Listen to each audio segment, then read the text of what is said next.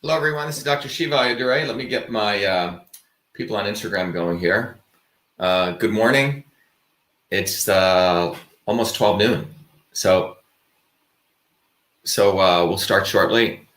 Today, we're going to be talking about the effect of what happens when you drink lots of caffeine in the research I have, or coffee, high dose of caffeine on its effect on nitric oxide and particularly cardiovascular health. So we'll start as people are coming in, and I started a little bit early, but as people are coming in, I wanted to also let people know that we have an important set of events taking place this week. As many of you know, I have a major hearing coming up on the issue having to do with how the government, in this case, the government of Massachusetts, the government used its force to do an end run around the First Amendment and made Twitter silence my political speech. It's going to be, I believe, without hyperbole, probably the most important lawsuit of our time when we look at the issue of the First Amendment and free speech, and has deep implications. I'm representing myself against many, many lawyers who are probably spending millions of dollars on behalf of Twitter, on behalf of the government, on behalf of NACID to cover up something what's extremely important to all of us as citizens, ordinary citizens, the fact that the government has an enterprise, has an infrastructure to suppress the voice of ordinary citizens, which you and I don't have access to. That's what this lawsuit is going to be about. So I hope everyone keeps abreast of it and you support our campaign for this, which is a campaign for truth, freedom, and health. And the important thing to understand is that I'm representing myself in federal court, and I hope it inspires people to recognize that all of us should become active citizens, that there's a lot that we can do on our own, that the need that we think for needing high paid lawyers and all this stuff is something that is frankly not true. It's something that the establishment wants us to do, so we give up our own internal sense of what we can do on our own. So that's what's going to be happening on May 20th. But today, I want to take a systems approach. And it's interesting, the law, as I'm realizing, I'm not a lawyer, but I'm realizing it's fascinating when you actually apply it from a systems approach, that the law itself is an evolving organism. And the evolution of that is precedent-setting cases which affect our interactions as human beings. And you can take that same systems approach to understand everything in the universe. Many of you know every week, every Monday evenings, I teach a live course to train everyone on this fascinating area of system science. To me, the area of system science is really the knowledge of our time, so everyone can understand the science of everything, to understand how systems work inside your body, how systems work in the law, how systems work in political systems. And without that knowledge, it's almost as though people are at like sort of a kindergarten level of discussing politics. So my intention is to provide an enabling capability so everyone raises their consciousness. And that's what this is really about. So before we begin our talk today, by the way, we're going to be talking about, let me bring this up. Today, our talk is going to be about caffeine and its effects on cardiovascular health. That's what we're going to be talking about today. And I think you're going to enjoy this because caffeine, there's a lot of controversy around coffee and caffeine. Many topics, when you really take a scientific approach, have multifaceted. They're not just left or right. And caffeine is one of those. And that's one of the things, that's why it's important to take a systems approach. So before I go into that, I want to play a little video for you, to all of those of you who are new, to really share with you the approach that I take in my journey to actually a systems approach. And I hope it inspires you to understand sort of the background of where all of this comes from. So just listen to this video. Welcome to VA Shiva. VA Shiva is a product of my journey across East and West, science and tradition, ancient and modern, that brings you the science of systems so you can become a force for truth, freedom, health. VA Shiva is a platform of revolutionary education, community building, and weaponry for unleashing local activism. My journey to VA Shiva begins in the chaos of Bombay, where I experienced diverse religions, languages, castes, and in a small village that had no running water, no electricity, where my grandmother, a poor village farmer, practiced Siddha, an ancient system of Indian medicine over 10,000 years old.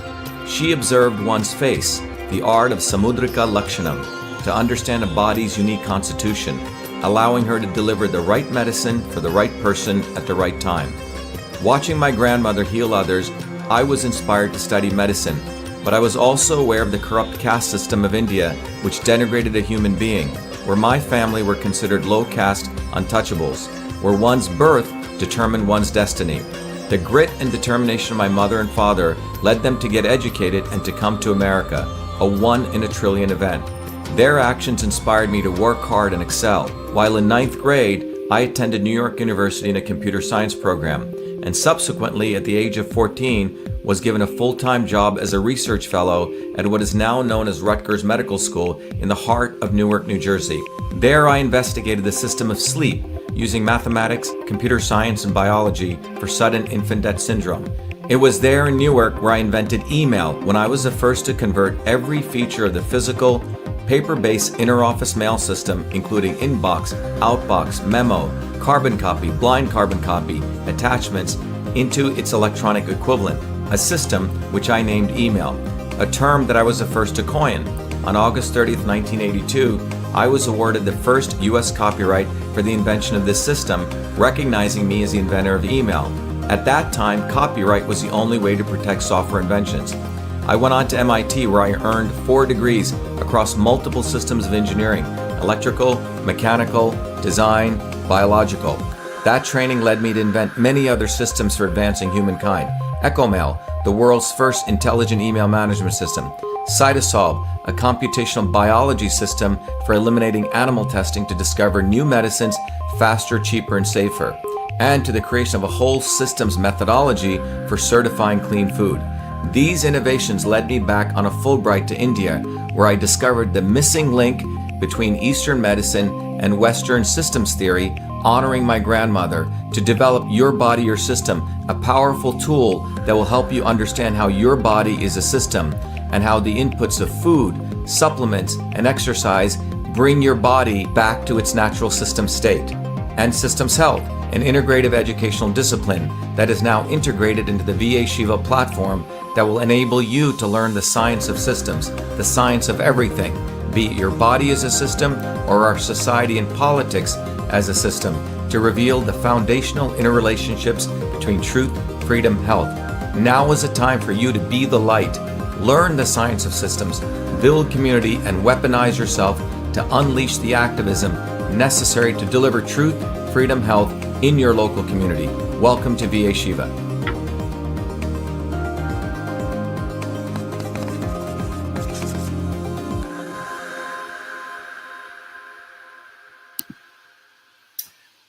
Good afternoon, everyone. It's a little bit after 12. So we're going to talk today about the systems approach to looking at caffeine.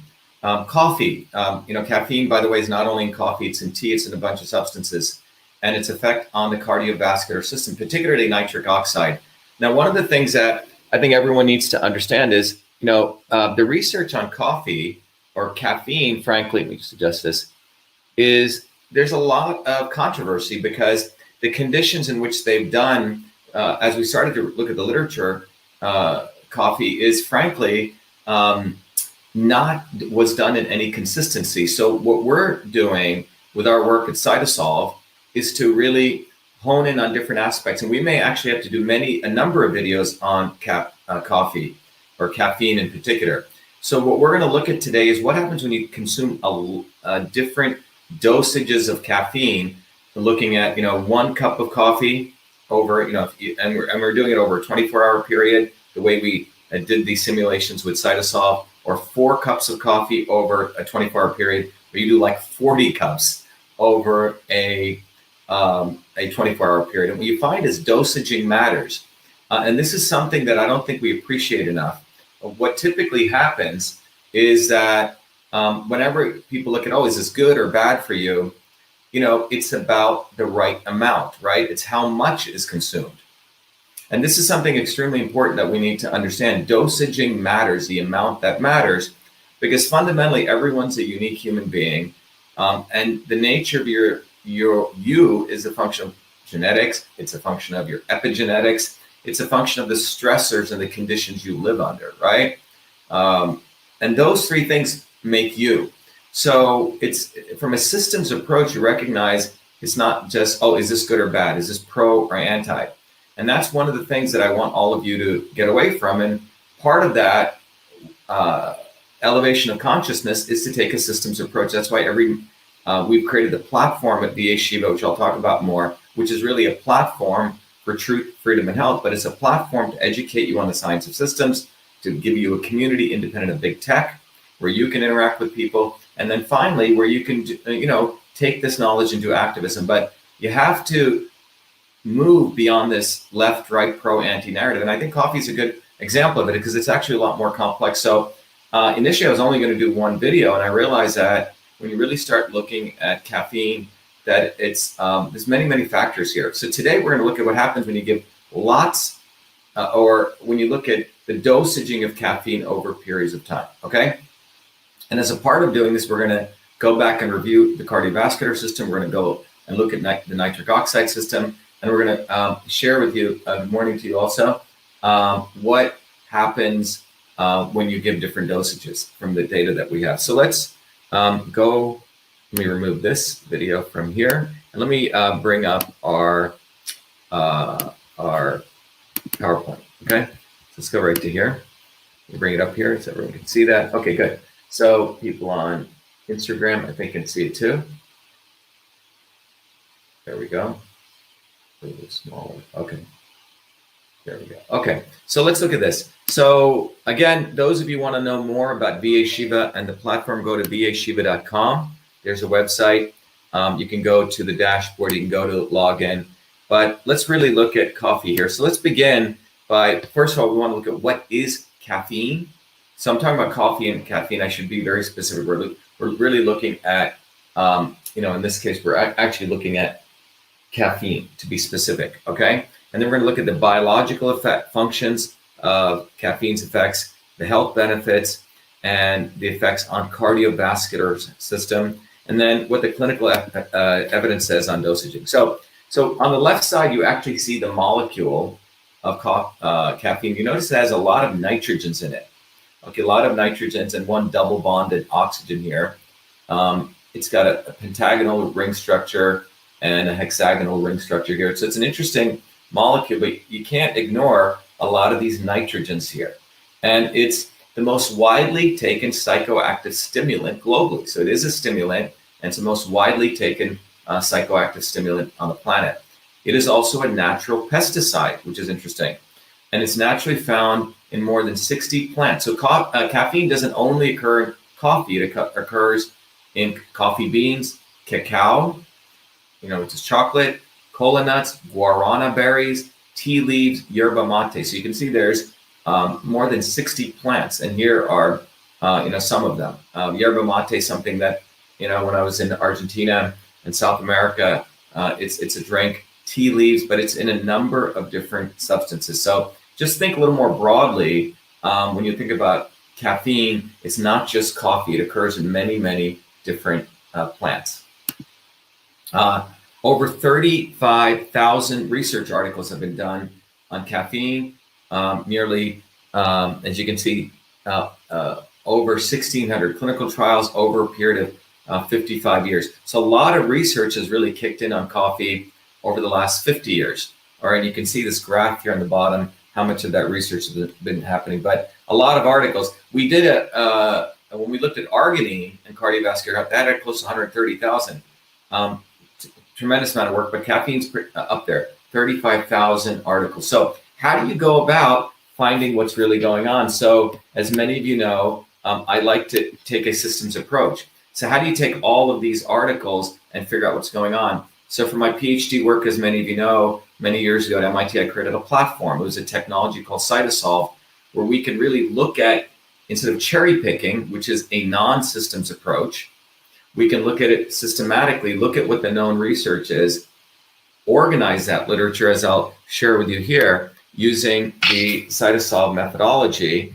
And we can, so Cytosolve is our platform. It's really a platform for discovery, and we can do it faster, cheaper, and safer. But we can take all that knowledge, and I'll shortly play you a video for those of you interested in what CytoSolve is. We can organize it, and then we can look at a particular molecular area. So what we're doing with CytoSolve is we're literally looking at the particulars of a ingredient, in this case caffeine, and how it affects the complexity of a molecular system. And the molecular system we're going to look at is nitric oxide, as we've talked about, the release of nitric oxide, because nitric oxide is an important biomarker, which means an indicator of cardiovascular health. It supports vasodilation, lowers blood pressure. It was the core of the discovery of Viagra, for example. So that's why we're going to look at the effects of nitric oxide on that. So CytoSolve really helps us do this. It organized it, and CytoSolve came from recognizing the entire pharmaceutical model of developing a drug, which is a single molecule drug. Typically, they test it in the test tube, and then they test it on animals. This is a research process of finding out something works or not, and then you go to human trials. This can take up to 13 years, $5 billion.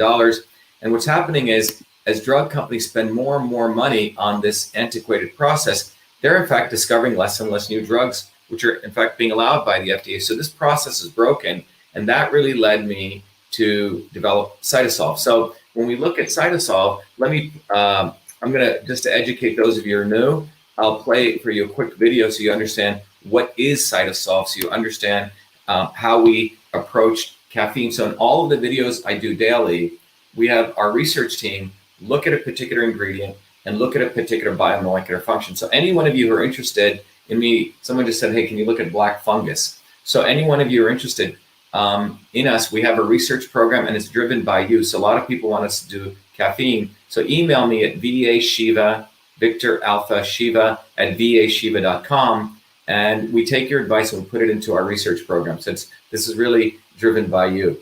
So let me play you a quick video so you understand what CytoSolve is, so you can appreciate it, and you may come up with your own ideas.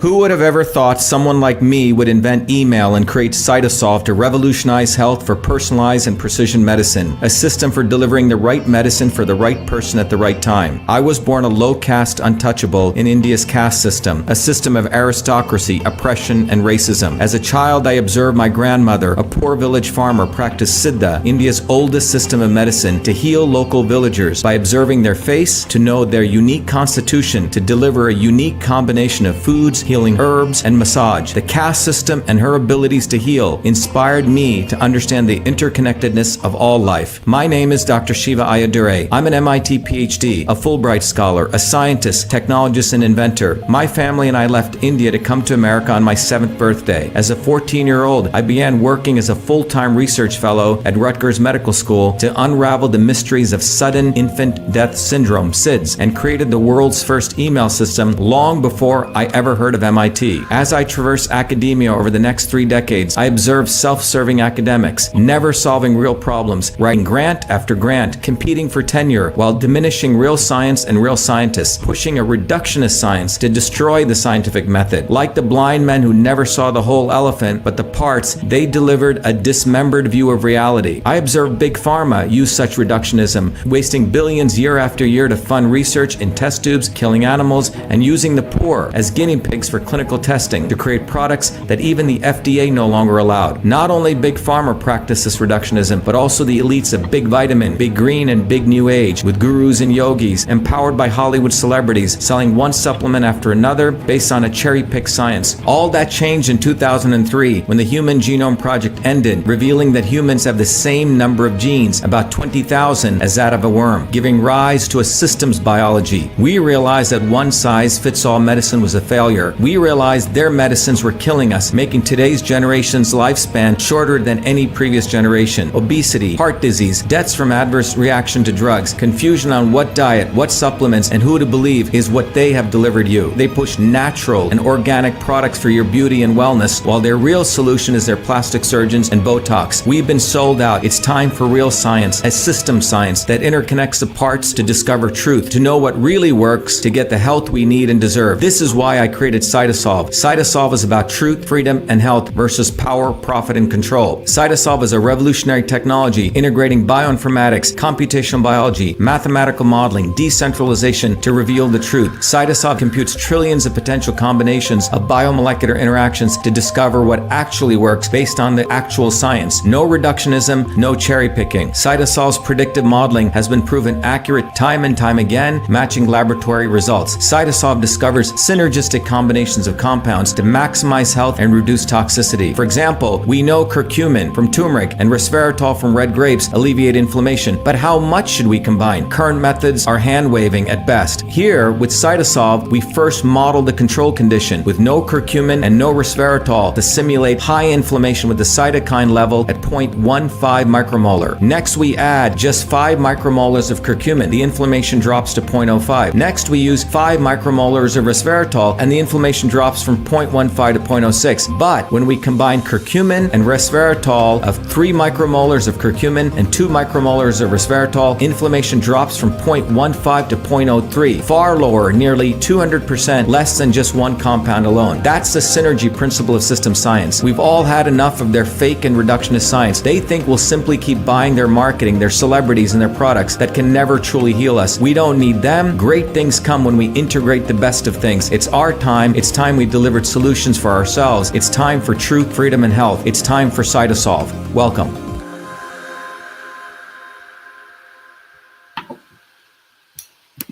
All right, so I hope that gives you a background on Cytosolve. I like to give that because that's the approach that we take. It's an approach that takes a systems approach. So let me now, we've applied that systems approach here to understand how caffeine in particular works. So, and by the way, those of you, I've gotten a lot of emails.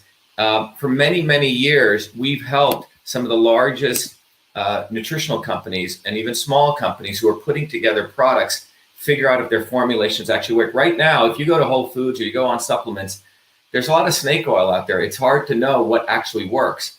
With Cytosolve, what we're able to do is we're actually able to take the known science, knowing the science is varying at any point in time, organize the science where we extract the molecular pathways and molecular reactions. Let's say you want to look at brain health or cardiovascular health, and use the computer to organize that. And then using that, we can look at how different ingredients work on the computer long before we go hurt people. So about several years ago, we said, hey, why don't we use Cytosolve to actually help people that we know directly. So what we did was we looked at all the molecular pathways of pain and inflammation, and we organized all of that. And then we looked at all different kinds of natural ingredients, and we found a combination of ingredients that appeared to have a very powerful effect for reducing pain and discomfort, and swelling and discomfort. And it's exciting because it's the first time we've ever gone end to end by doing the research, doing the analysis, doing the computation, and then actually creating a product. It's called MV25.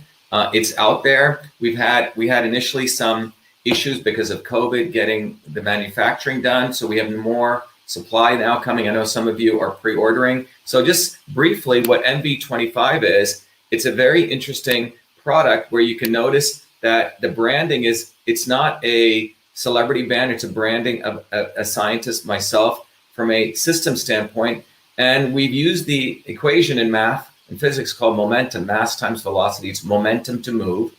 And you can see it's a blend that's been Cytosolve optimized. And if you go to the back of the label, it explains that what Cytosolve optimized means that this was formulated using the computational engine, the technology for precision and personalized medicine that came out of my doctoral research at MIT. And this formulation results from integrating thousands of those peer-reviewed journal articles over 4 decades, 68 research institutions. And we've computed trillions of potential combinations of biomolecular interactions to discover an optimal synergy of compounds. So most ways that people create these products, it's like one formulator, he reads a paper. That's not what we did here. So we looked at multiple different, trillions of combinations to find the right combination from our research, the right biomarkers of discomfort and swelling that reduce that. So when we say Cytosolve optimized, this means that this formula has been optimized to maximize benefits. And the other piece is, as the science advances, so are we going to advance this format. This means that, look, science doesn't just stand still. As science progresses, we have to be willing to also change. We can't just say, oh, this is the best formula. So as new science comes, CytoSolve will keep rerunning those computations. So that's the promise that we're making in this very revolutionary approach. So, and by the way, it's certified clean, it's GMP, and it's made in the US. So if you want to go find it, you can go right up on the VAShiva.com website. You can click on shop and you can find it right up there. So take time to do that. So, and by the way, what we're doing is, we're creating this platform and movement. So when you get MV25, you're actually experiencing something for yourself, but those proceeds actually go to support our platform, the servers we buy, the hardware, everything, so we can continue to do this. So when we look at caffeine now, from that CytoSolve approach, what do we find? So what we find is that it's, in many ways, it's a drug. You have to look at caffeine as really a medicine.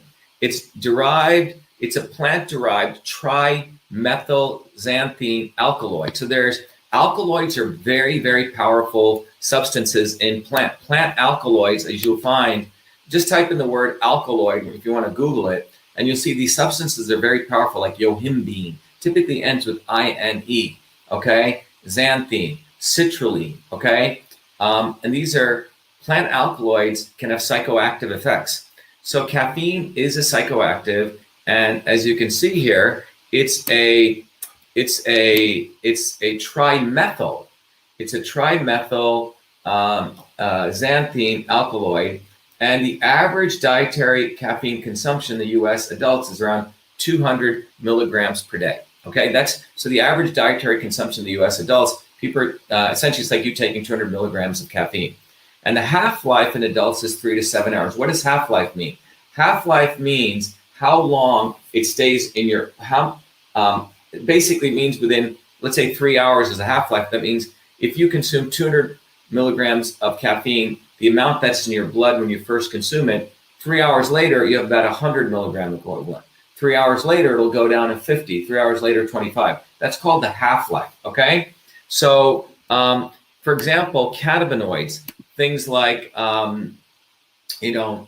marijuana, have like a half-life of sometimes 10 days, right? So it takes 10 days for half of it to go away. So you accumulate this. So anyway, the half-life is important because it shows how much your liver can clear it. So you have a cup of coffee, and depends on individual. I mean, if I have 1 cup of coffee in the middle of the day, it's hard for me to go to sleep at night. So it dissipates very slowly for me. Other people, they clear it quickly. Okay, so it depends on your appetite for it. All right. So that's why the half-life is important, is how much is taken out of your body over time. Okay, but that's the molecular structure. Now let's look at the biological effects. Well, first of all, coffee, as most people know, is a stimulant for the nervous system. It is an anti-inflammatory. It's an antioxidant, and it is a diuretic, which means you drink it, you're going to remove water out of your system. But it's a stimulant for the central nervous system, but it also has these other properties. Again, this is what we know based on the known research to date. It could have other things. Again, this is based on the known science across those 35,000 papers. What are the health benefits? It's got a number of health benefits. I'm sure most people know it makes you more alert. It increases your energy. It has anti-carcinogenic effects, anti-cancer, anti-neurodegenerative disease, Alzheimer's disease, and Parkinson's. It also improves your physical endurance and recovery. It reduces fatigue, improves focus, and does support weight loss, okay? Someone said, is a half-life dependent on consumption rate? Yes. So obviously, if you consume 1 cup today, right now, 3 hours later, you're going to have the equivalent of half a cup in your system. Now, if you hit yourself with another cup of coffee, you prolonged that effect in terms of that half-life, which means you have more in your system, right? So that makes sense. All right, so those are health benefits. Now, the adverse effects, which are also documented in the literature and the sciences, can get you very anxious. It can get you restless. It can cause blurred vision, insomnia, muscle twitches or tremors, elevated or irregular heart rate, and elevated blood pressure. Now, when you look at this, I just want to emphasize that this is, again, everyone's a unique person. There's some people who drink a lot of coffee and they seem absolutely fine, right?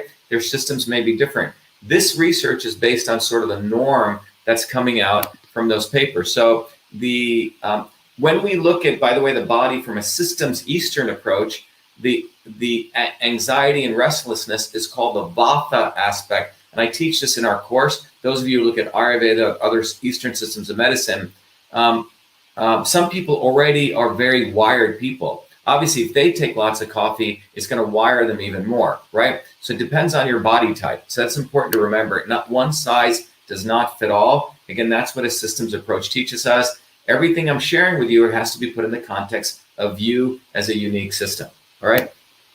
So now when we look at the cardiovascular system, as I've shared before, again, some of you who didn't see the previous videos, we did a video yesterday on nattokinase, which is fermented soy, on how that affects the cardiovascular system.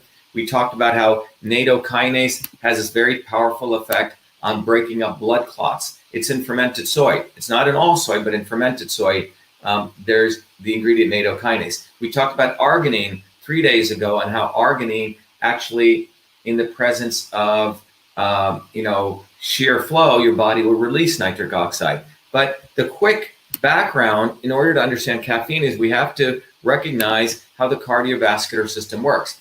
Well, look, you have two sides of your heart and you have the top and bottom. The top of the heart is called the atrium, the left and right atrium, and the bottom of the heart is called the ventricles. Now, on your left atrium is where blood is coming in, which is the top left side of your heart. Fresh blood comes in, okay? Fresh blood comes in, and then it's pumped down to the left ventricle, which then pumps out through the aorta, which is the main artery, as you see over here, through all the different parts of your body. So all this oxygenated blood goes, and then what happens is, as your blood uses up that oxygen, the vena cava brings back the deoxygenated blood to the right atrium, which then sends it down to the right ventricle, which then pumps all that deoxygenated blood to the lungs, and they get reperfused with oxygen. And that's how the pump works. So your heart, cardiovascular system, has really, or your cardiovascular system really has three subsystems. A heart, which is a pump. As you can see, it's a powerful pump, which pumps the blood vessels, and we're going to look at that, which carry the blood and nutrients to all sorts of the body. And that's where the nitric oxide effect comes in. And then you have the actual blood, right? Which is the transport, which is like the little cars, which are transporting oxygen. But the blood also has two parts, the blood cells, the red blood cells, and the plasma. The plasma supports your immune system, and the red blood cell supports your respiratory, the oxygenation system. So when you exercise, when you move that blood, you're enhancing the immune system. That's why coffee moves, right? Coffee has a transport, increases transport. So that's why it has an anti-inflammatory effect. But coffee also, increases, as we'll talk about, blood pressure also, right? And it has a certain effect on that because you're moving more blood through your system, all right? So when you, again, look at the cardiovascular system, again, very quickly, you have really three parts of the vascular system. You have the aorta, or the arteries, which are in the red color. You have the veins. The arteries are the ones that carry oxygenated blood. The veins are the things that carry deoxygenated blood.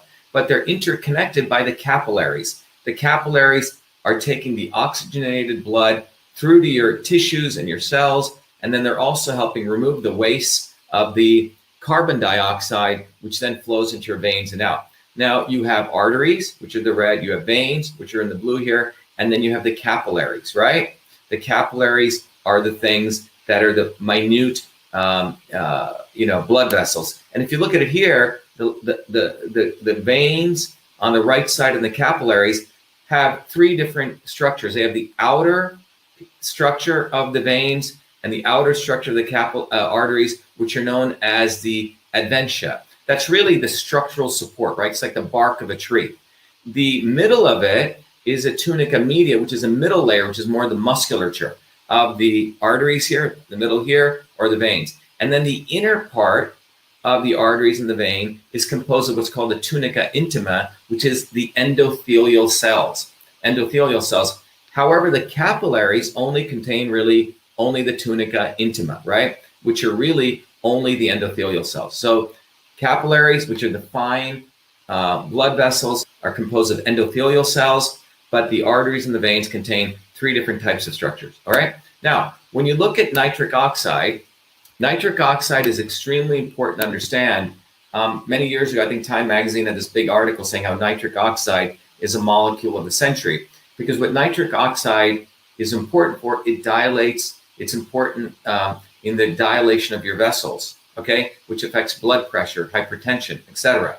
So when you exercise, for example, blood starts flowing through your arteries and your veins and your capillaries. Remember, the capillaries are composed of these things called endothelial.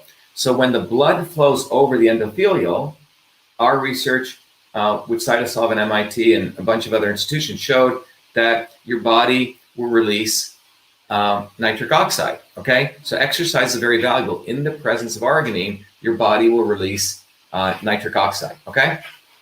So let me show that here in this slide here.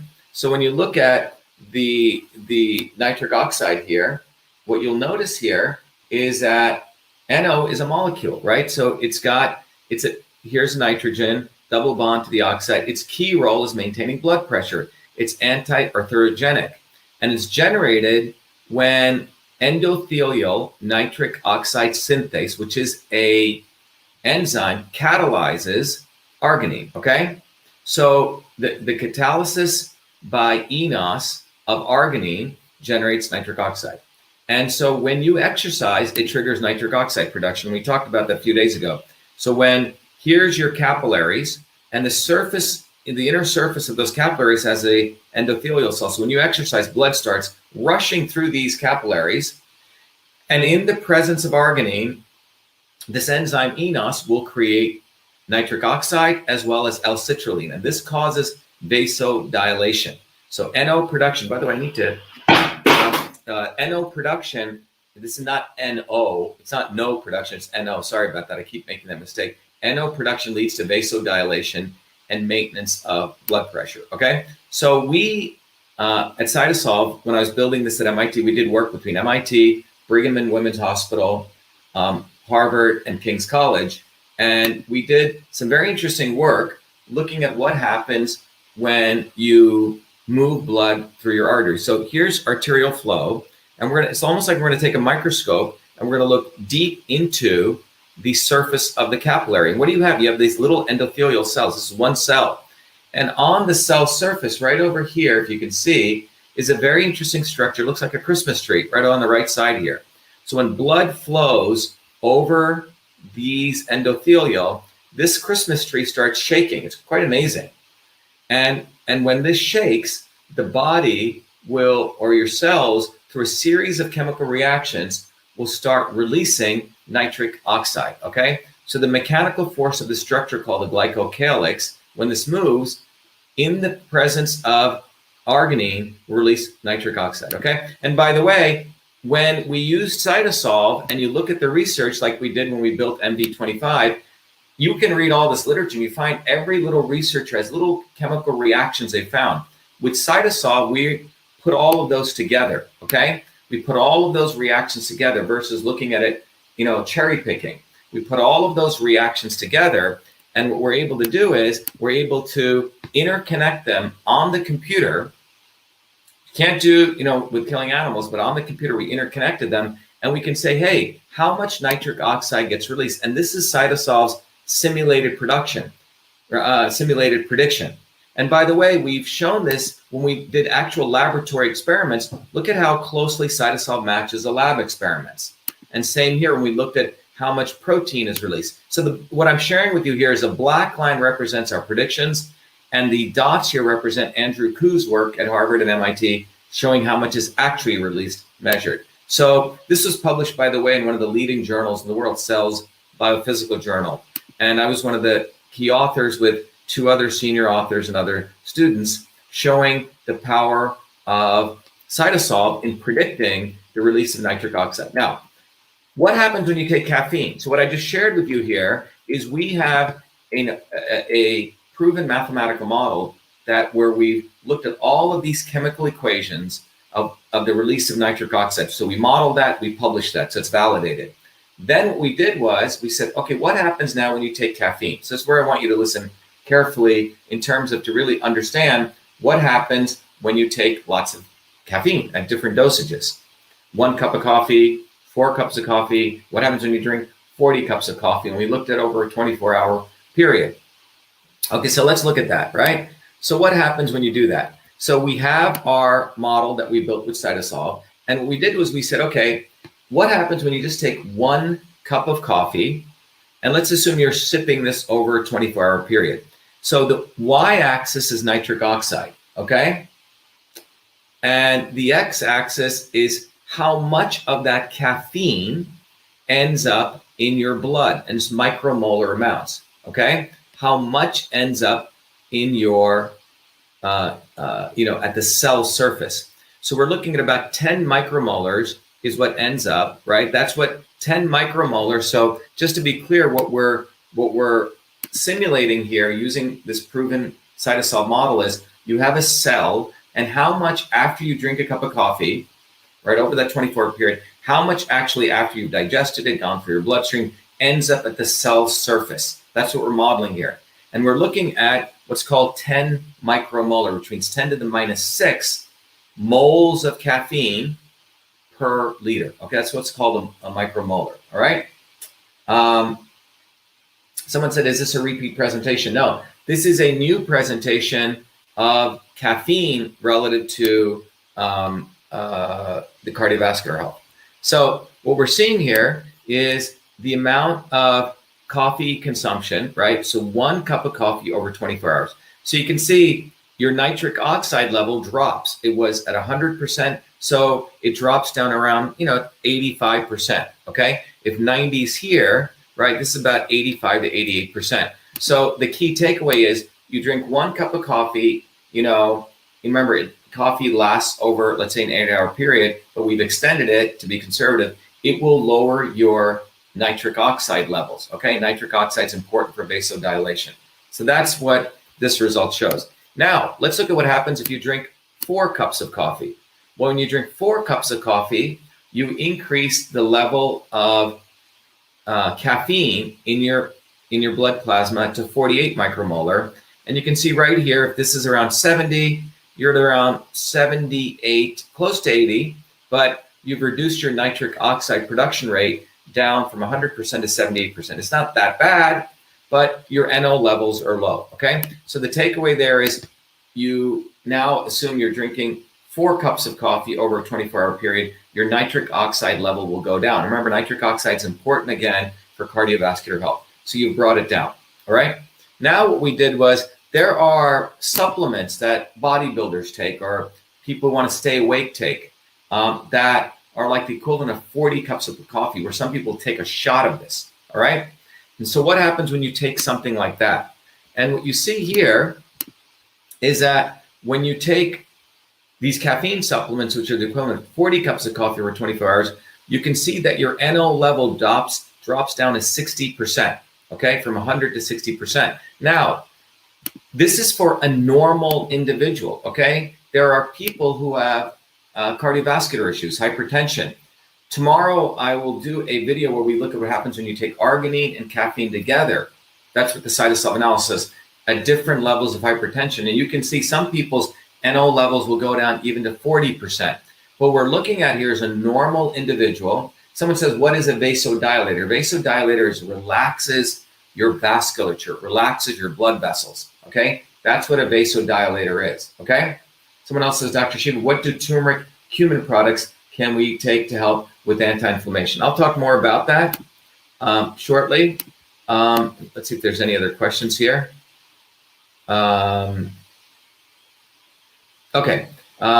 we'll come back to the people are asking, is decaf okay? What about coffee and the pituitary pineal? Yeah, a lot of great questions. Today we're looking at coffee on the cardiovascular system. But the key takeaway from here is what you can see is as you take lots of coffee, particularly caffeine, in this case, in a short period of time, it will significantly reduce your NO production, okay? So the issue again is dosaging. It's not about saying it's good or bad, right? but if you take a lot of caffeine in one shot, it's going to lower your NO production. And that is not good for cardiovascular health. And, the way you can increase that, we'll talk about, is taking arginine, okay? So arginine raises your NO production, as we talked about earlier. So let's wrap this up. So at the bottom line, as you can consume more and more coffee, your NO production is going to go down, okay? That's what the key takeaways. Again, the caveat here is you're consuming a lot of coffee, in this case, in a short period of time. This is equivalent of 40 cups of coffee, okay? On a short period of time. And by the way, this research, to let you know, it's documented. We published this in the Journal of Dietary Supplementation on caffeine. It was a research done with USP, the US Pharmacopoeia. Again, I was one of the senior authors on it. You can find this also. Now, the approach that I just took here, why is it important to the larger context of looking at a systems approach? Is what we just went through here is we looked at caffeine, which is an ingredient in coffee. Caffeine levels vary, for example, in tea, in yerba mate, and depending on the grade of coffee you get, depending on the processing. But we looked at the fact that if you take lots of coffee or lots of caffeine in a short period of time, it is going to affect a system in your body called the production of nitric oxide. It's going to lower that nitric oxide production, which is going to lower your ability for vasodilation. All right. Now, the reason I wanted to share this approach with you is that when you look at this systems approach, you can recognize we also need to take a systems approach to looking at everything in the world. So when I do these analysis using cytosol, we're going down to the molecular systems level.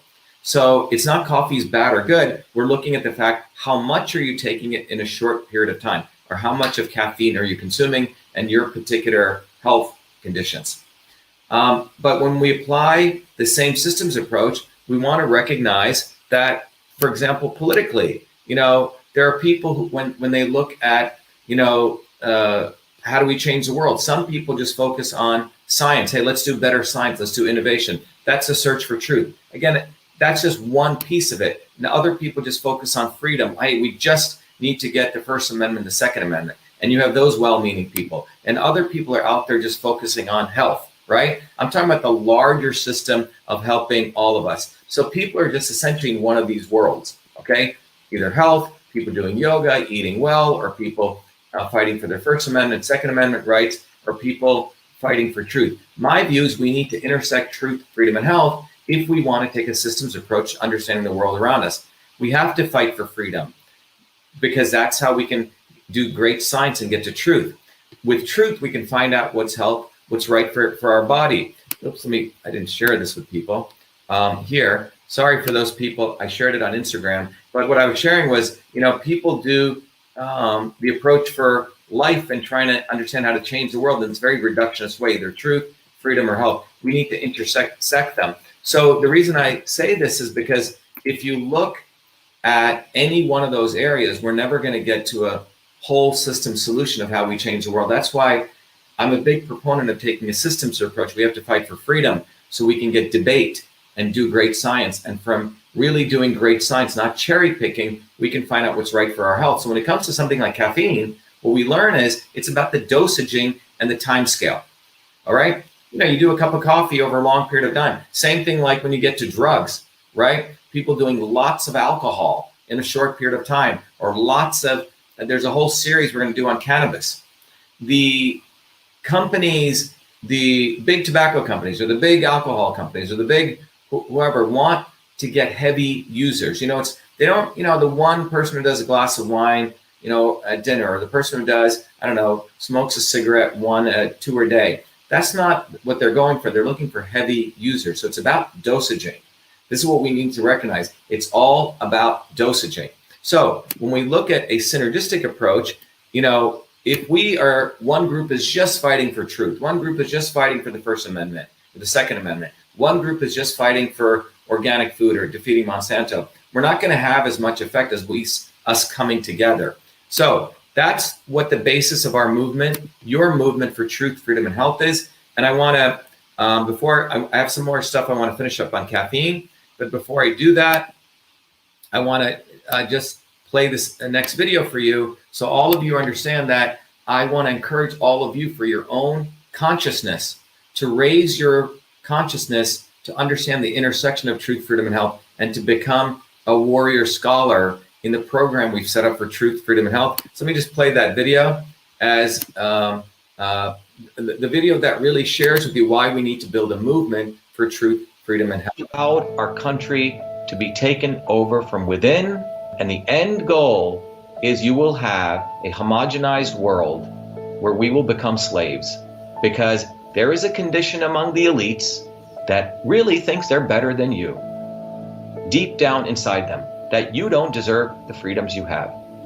They don't. This reality is what people need to wake up to, and we need to all unite, working people. There's only one movement that can do that.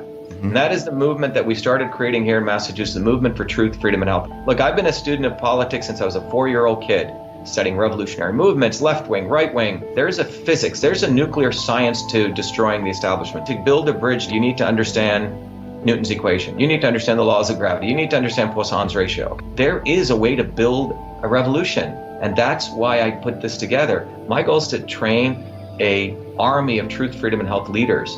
We don't need followers like social media. We need leaders, but they need training, because the educational system does not teach them history, nothing.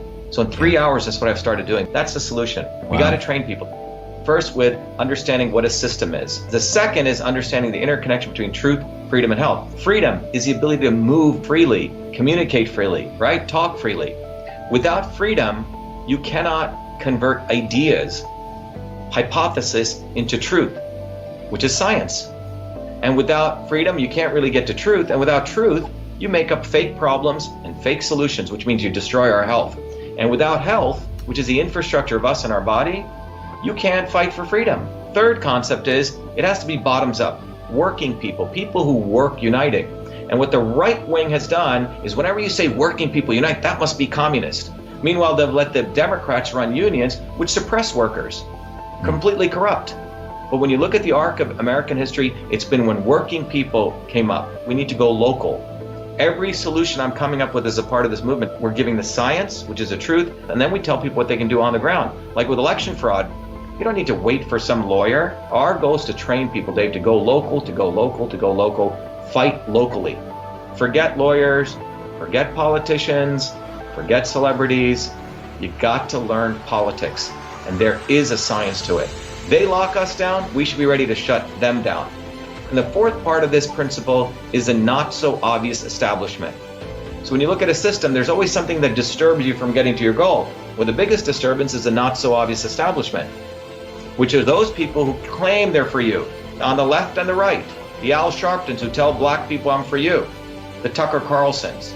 Do you think any true anti-establishment person will ever be on Fox or CNN? I don't think so. They both mislead working people back into the establishment. Without this solid understanding of political physics and theory, you're screwed. You're going to follow on the left wing, Bernie Sanders. Oh, he said something. Or Robert Kennedy. Scumbags. Or you're going to follow, some right-wing talk show host. They're not going to lead us to liberation. It's us. And that political physics, it's a nuclear science of change. Bottoms up.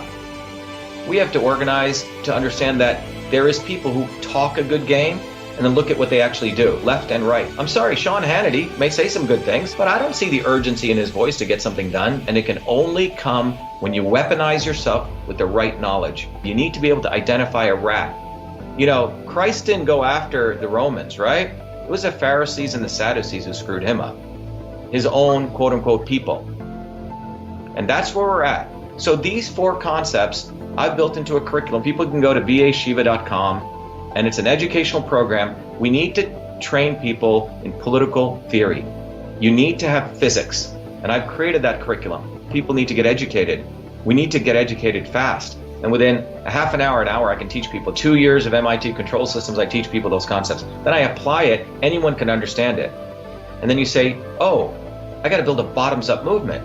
They have to get politically astute, and then they have to go locally and act, not sit there on social media. They have to act locally, defy locally, do civil obedience locally, but with knowledge on how to build a movement. The Senate campaign's expanded to the Movement for Truth, Freedom, and Health, and they can find it on V as in Victor, A Shiva, VAShiva.com. So people can sign in, they can get access to a bunch of videos. If they want to take a course and become a Truth, Freedom, and Health leader, I offer a full scholarship there. But we want people to make a commitment that they'll study, that they'll get certified, that they'll go do activities on the ground. So go to VA Shiva, Victory America Shiva, VAShiva.com.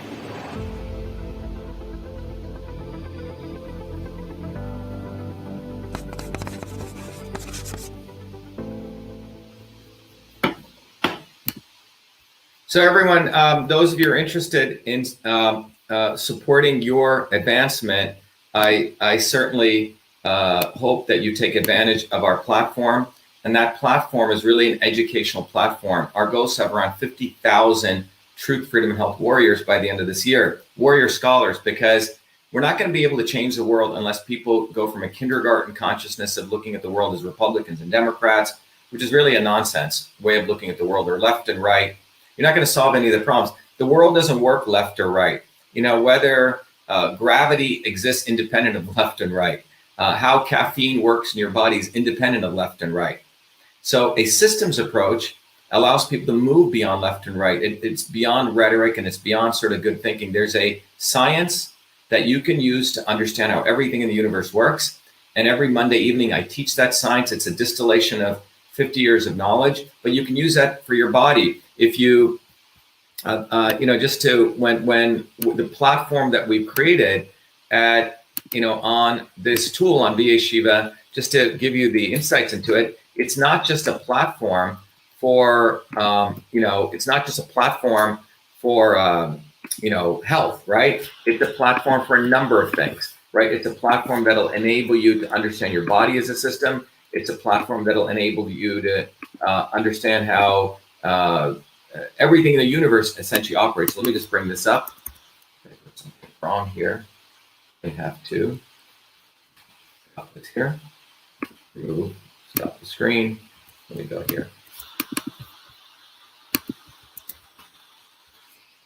Let's see here. It's interesting. I'm having a little bit of difficulty here right after I played the video. 1 second, everyone. I'm just going to have to come back. I see what's going on. Let me just PowerPoint. I may have to force quit Microsoft. Sorry about this. And restart it again. All right, 1 second.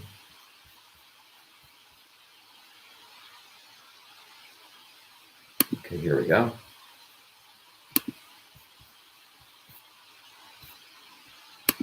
So, yeah, there we go. So what I was sharing was that those of you who are interested in the educational program, there's a bunch of capabilities that we built to really support your education across this, area of truth, freedom, and health.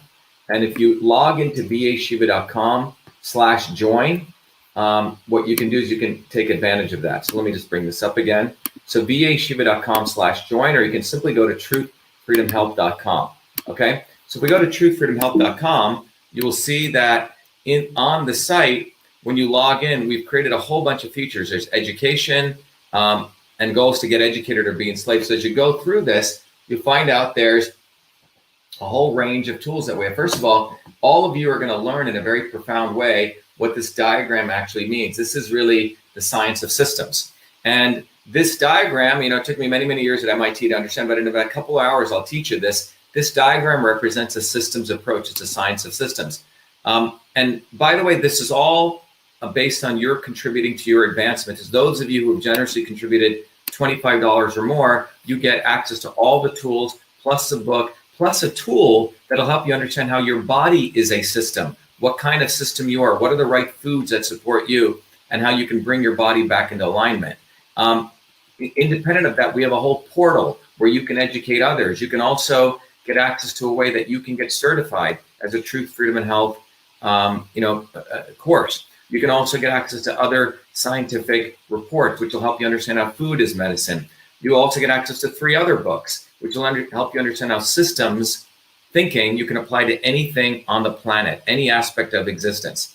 And then you get also access to a very powerful scientific paper, which shows that systems knowledge, system thinking goes back 10, 20,000 years. And that's for people who are generously contributing 100 or more.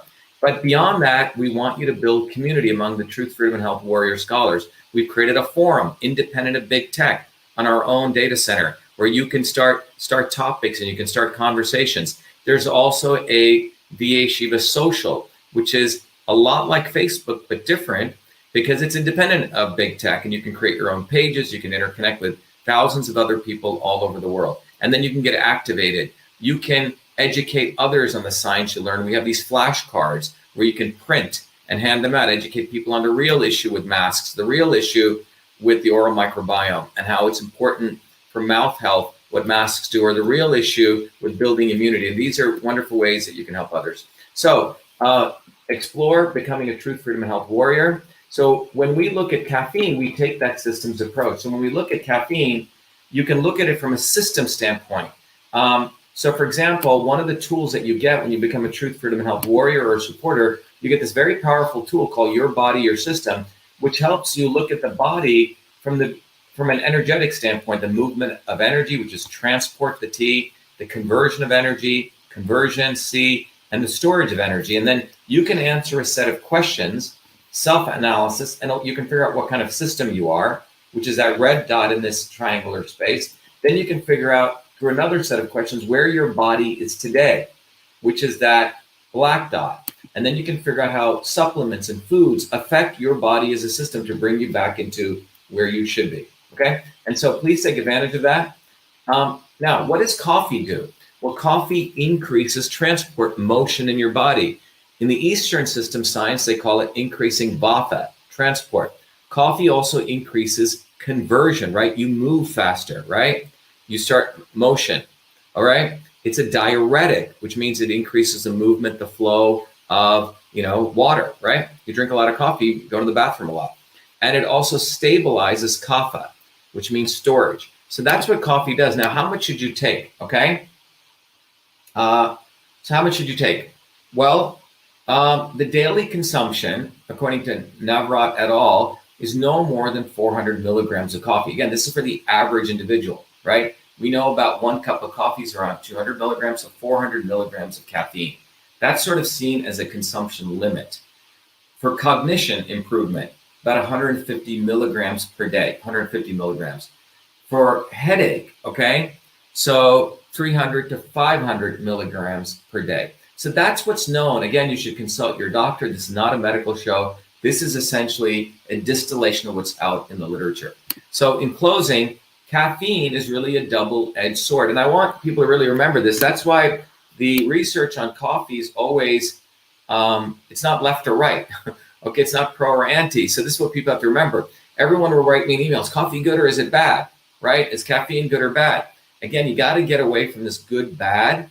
It's about dosaging, and it's about based on your particular situation.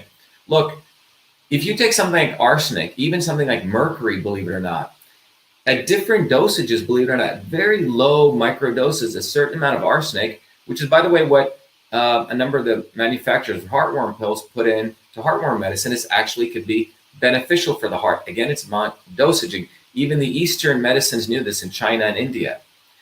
Same with mercury. Certain low dosages actually helps neurological function, but high dosage, it is a poison. So it's about dosage, dosage, dosage. So it's a double-edged sword. There's nothing black or white here. So coffee is a double-edged sword. It may help with alertness, focus, energy, neurodegenerative disease. That's a positive. But it can also have adverse effects on hypertension, arrhythmia, anxiety, insomnia. That's what's true about a lot of these alkaloids, very powerful things in plants. And the cytosol systems biology analysis revealed that caffeine, as you increase the dosage, suppress NO production leading to hypertension. All right. So there you go. That is our analysis, our systems analysis on coffee. That took about an hour to do. And I hope this was valuable. But the key thing I want to recommend all of you to think is break away from this pro-anti, left, right, coffee's good or bad. That's what coffee really teaches us, or caffeine teaches us. If you get into that realm, you're going to get very confused. You're not going to make how to make decisions. You have to understand that food is medicine. Every action we take has an equal and opposite reaction based on the system that we're at. That is why it's important in 2021, in the century we live in right now, to learn the science of systems. You're going to raise your consciousness from a kindergarten level to like a PhD level by getting this knowledge. Our platform at VA Shiva is a platform of public service where it's a platform to educate you so you become a scholar of system science. We've set up that framework. You can interact with other people on our own technology, independent of big tech, and then you can become an activist. You can apply this to your body. You can apply this to political issues. You can apply it to anything. So, and it's also a way that you support our growth. Someone said, does it feed the good microbiota? Good question. Caffeine is good before workout, but yes, VA Shiva is right. Too much of anything is bad. Yeah. So look, you have to understand the art of life. Nothing is good or bad. It depends on where you're at. You know, Eskimos have to eat whale blubber, right? Well, that's what they do because of the conditions they're in. You don't, no one would go to an Eskimo, which some people try to do. Oh, everyone should eat salads all day. Well, you don't go to an Eskimo and say eat salads all day. They're going to die. Okay. They need to eat those fatty blubbers. It's a right medicine for the right person at the right time and the right amount. Okay. That's what system science teaches us, right? Someone just said, break away from the right-left system of unreality. The establishment wants you, as a way of controlling you, to take this left-right narrative. Because a left-right narrative, you can put you in a cookie cutter. You can control you, okay? Person A versus person B, Trump versus Bernie, left versus right, Democrat versus Republican. They're making all the money, guys, while you're attending like an audience member, watching them. Nothing gets solved this way. We have to take a systems approach. So anyway, I wish you all well. Tomorrow, I'll be looking at what happens when you combine arginine and caffeine together in your body, because one increases nitric oxide, one lowers nitric oxide. What happens when you put them together? And some people do that. All right. And so we'll be looking at that, and that's called a synergy. So anyway, thank you, everyone. Again, please support. This is your movement. Support, invest in your education. Become a Truth, Freedom, and Health warrior. Go to truthfreedomandhealth.com. Get educated or be enslaved. That's really the slogan here. Thank you, everyone. Be well.